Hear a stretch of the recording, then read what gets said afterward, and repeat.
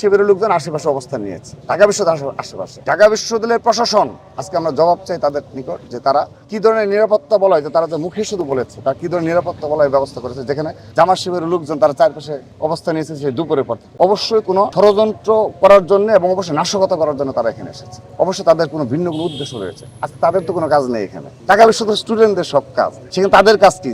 এই বিশ্ববিদ্যালয় জামাত শিবিরের বিশ্ববিদ্যালয় নাকি এটা? এইসব স্পটকে জামাত শিবিরের স্পট নাকি এগুলো? আমরা এটা আনুষ্ঠানিকভাবে আমরা আমাদের সম্মানিত প্রক্টর স্যারকে আমরা বারবার জানিয়েছি। আমি 30 মিনিট আগে তাকে, হ্যাঁ, আমি প্রক্টর স্যারকে কল দিয়েছিলাম। 30 মিনিট আগে স্যারকে কল দিয়েছি যে স্যার, বিশ্ববিদ্যালয়ের চারপাশে কোনো অনাকাঙ্ক্ষিত পরিস্থিতির সৃষ্টি হতে পারে, তো তার জন্য কিন্তু পুরোপুরি জামাত শিবির এবং এই বিশ্ববিদ্যালয় প্রশাসন কি থাকবে। আর বিশ্ববিদ্যালয়ের প্রশাসন যদি না জানে, সেটা আপনাদের বলেন যে আপনারা অপারক, আপনাদের সেই সামর্থ্য নেই তাদেরকে কিছু বলার মতো।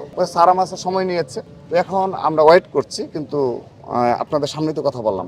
তো এখন স্যার আমাকে জিজ্ঞেস করছে যে কারা, মানে কখন, কোথায়, স্যার আমাকে জিজ্ঞেস করছে। তো এরকম তো ঢাকা বিশ্ববিদ্যালয়ের সকল স্টুডেন্টরা জানে। আপনি জিজ্ঞেস করেন যে দুপুরের পর থেকে ঢাকা বিশ্ববিদ্যালয়ের আশপাশে জামাত শিবিরের, আমরা যে বারবার বলি যে তারা দেশের জন্য হুমকি, নীলক্ষেত মোড়ে, শাহবাগ মোড়ে, পলাশী মোড়ে, তারপর আপনার এই যে বার্ন ইউনিটের সামনে, এখানে আপনারা যেতে পারেন, গিয়ে দেখে আসতে পারেন তাদের নেতাকর্মীরা এখানে অবস্থান নিয়েছে।